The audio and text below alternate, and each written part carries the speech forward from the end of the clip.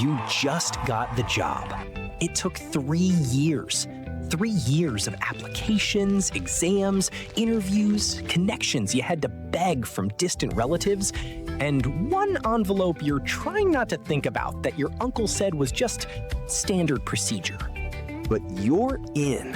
A junior officer at the Ministry of Finance. $400 a month, health coverage, a pension if you survive long enough to collect it. You iron your shirt the night before your first day. You set 2 alarms. You believe in this. Level 1, the junior officer. Your first week is mostly watching. The office is bigger than you expected. Noisier. There are people here who have been sitting at the same desk for 15 years, and the way they move, slowly, deliberately, like the building itself belongs to them, tells you everything about how time works in this place. Your job is processing budget allocation requests. Forms come in, you review them, you stamp them, you pass them along. Simple enough, except nothing moves. A form you approved on Monday is still sitting on the next desk on Friday. You ask your colleague about it. He looks at you the way older people look at children who have asked an embarrassing question. He says, "These things take time." You nod. You go back to your desk. In your 3rd week, you see something. A contractor comes in. Well-dressed, confident. He doesn't go to the front desk or fill out any forms. He walks directly to the director's office, spends 20 minutes inside, and on his way out, leaves something on the secretary's desk. You're not sure what it is, but you notice the secretary smiles for the first time all week. You file it away somewhere in the back of your mind, and you go back to work. At the end of month 1, your salary arrives. $400.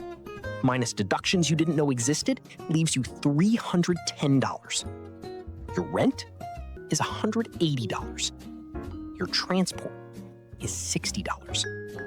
That leaves $70 for everything else for the rest of the month. You do the math 4 times because you're convinced you're getting it wrong. You're not getting it wrong.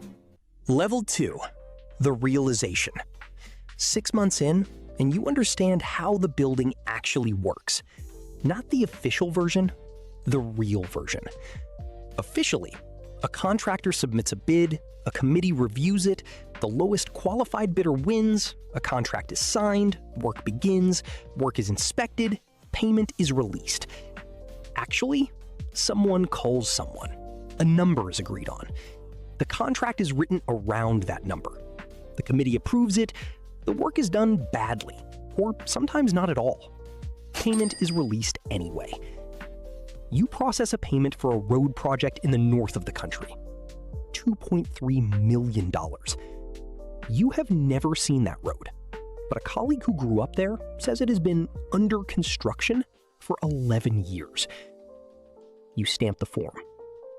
You pass it along. One evening, a senior colleague stays late.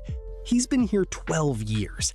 He has a way of talking that sounds like he's telling you nothing, while actually telling you everything. He says the system has a logic to it. He says you just have to understand the logic. He says some people fight the system and spend their whole careers being transferred to remote postings and denied promotions, and generally made miserable. He says some people learn to work within it. He says he's not telling you what to do, he's just telling you what he's seen. He leaves. You sit there for a while. Then, you go home. Level 3, the participant. It starts small. Everything in this world starts small. A contractor needs a form processed urgently. Normally it takes 6 weeks. He needs it in 3 days. He places an envelope on your desk, underneath his folder. $200. Half your monthly salary. You process the form in 2 days. You tell yourself this is just how the system works. You tell yourself you didn't build this system. You tell yourself $200 doesn't hurt anyone. You tell yourself a lot of things. The second time is easier. The third time, you don't think about it at all. Within a year, you have a system. Certain contractors know which forms to attach to which amounts. You know which colleagues to share with so nobody asks questions. You know which supervisors are in the same arrangement and which ones to be careful around. You buy a car. Nothing flashy, but it's yours. You tell your mother you got a bonus. She says she's proud of you. You smile and change the subject. 2 years in, and you've been promoted. Senior officer, a small team reporting to you now.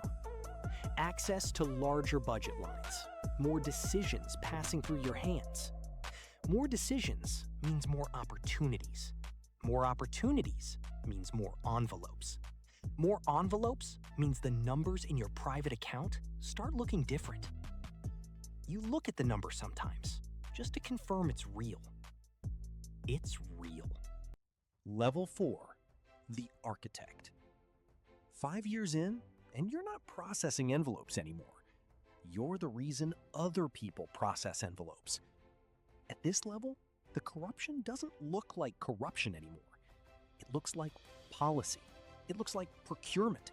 It looks like standard government operations. The budget for the new highway project is $47 million. The actual cost of building it properly is $28 million. The difference? $19 million moves through a network of shell companies, subcontractors that exist only on paper, and consultancy fees for firms that have no employees. You didn't invent this system. You inherited it.